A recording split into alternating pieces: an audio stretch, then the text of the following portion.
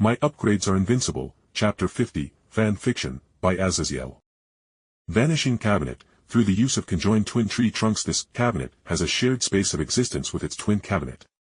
Should someone or something be within the cabinet when the other's door is opened while the original cabinet's door was still closed, the item or living being may exit the twin cabinet.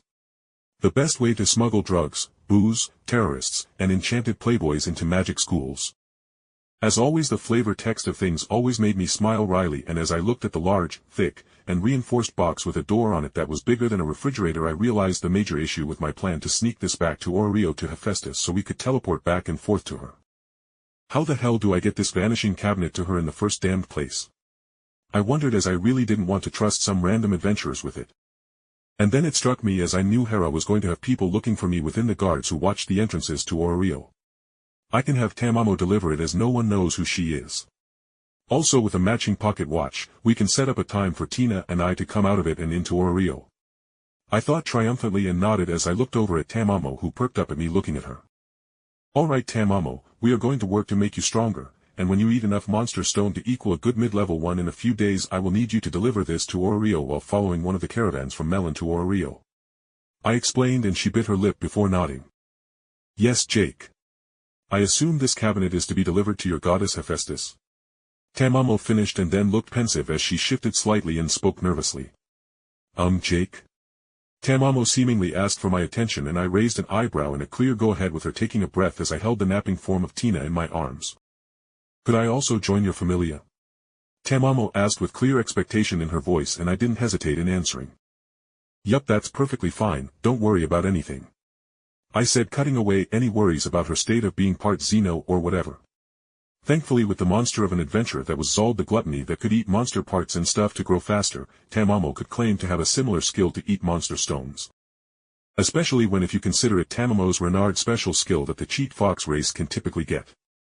Now, just to make sure no one tries to stick her soul in a killing stone like they tried to do to Heroheim. I thought before shaking my head as I pulled Tamamo into a hug, and my eyes rolled up in sheer comfort at the enchanted bed I made with the supplies that Tina made. Okay, major goals while here in Melon. Get girls into sexy swimsuits and have a nice day at the beach. More importantly, find water-based materials to fuse some water-themed enchantments. And lastly, and most importantly, upgrade from the infant dragon mount to the kelpies that can run on land along with running on and through water. I thought while making up a to-do list as I considered the things I could make. Now, besides the fauna, and the enchanted objects that I can wear that don't multiply off of other enchantments. What supplements or whatever can I make to increase my actual stats or my body's state? I wonder before I hit on something. Excuse me, girls. I whispered, making them groan and look up at me a pout as I gently rolled over Tina's form, who shamelessly snorted and snuggled into Tamamo's large soft breasts as I spoke up a bit more wryly. You girls be good for a bit, I am going to go on a quick run for something. I said, and the two overly comfortable girls just waved, with Tamamo clearly already half asleep.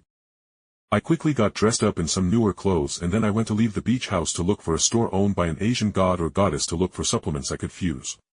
But as I exited the small walled-in gate, I heard a voice call out. Lady Kusanali, our neighbor. I looked over with some confusion, and I first registered the divinity radiating from the white-haired beautiful goddess who was standing beside the person who talked. In a young elf woman with ample curves, green hair, darker green eyes, and was wearing a tightly fitting hunting outfit that looked like kelpie leather that would remove the water resistance people would feel while in water. Hello neighbors, I just moved in today. I said, nodding my head respectfully in their direction, and I continued calmly.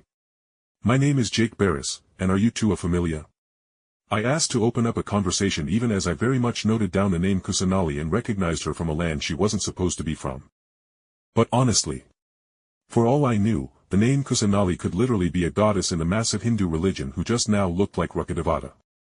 The elf took a step forward, and honestly, as she gracefully laid a hand on her chest and began introducing herself, I could see the same grave confidence and grace in Hera's Albion that it was uncanny. My name is Eleanor, captain of the Kusanali familia and your neighbor as of now. She finished while giving me a look and then saying more gently. I can see you are new to Melon, Jake, do you need directions? She asked, and I blinked before nodding and saying I was looking for medicinal herbs and such. Her eyes went kinda unfocused as it looked like she was in deep thought before she smiled and said. Ah, I see, then in that case. Then you will likely want the bazaar at the main beach front. Would you like me to escort you? She offered, but it was clear that she wasn't all too enthused but was offering it out of courtesy. So I gracefully declined her offer as I said gently. "Thank you, Eleanor, I should be fine, and it was nice to meet you as well, Lady Kusanali," I said, nodding to the silent goddess who was staring at me with entirely too much intensity.